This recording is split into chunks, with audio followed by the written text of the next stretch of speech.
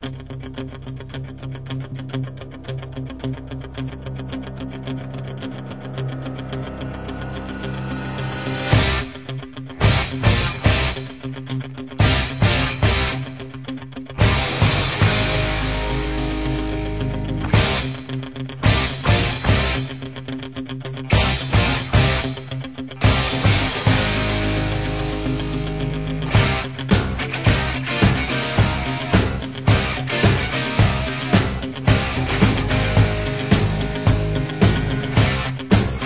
ursäkta, har du 10 minuter?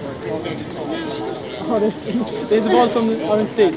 Ja, det går ganska fort. Jag heter Eilif Hägg, kommer från svensknaturskydd.se.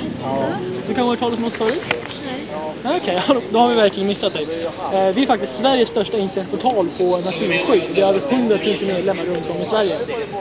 Vad vi gör här idag är att vi samlar ihop namn till en protestlistan mot införsel av praja i svenska vattendrag. Ja, du vet kanske vad praja är för någonting.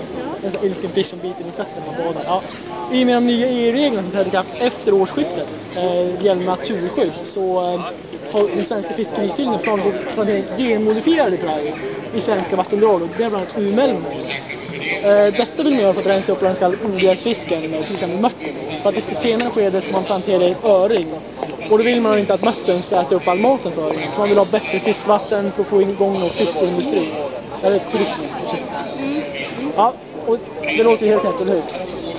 Så det, ja, men det vi gör alltså, vi samlar upp namn till protestlistan här.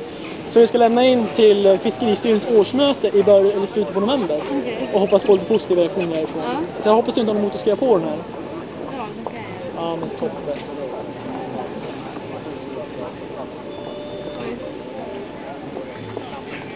Och så födelse.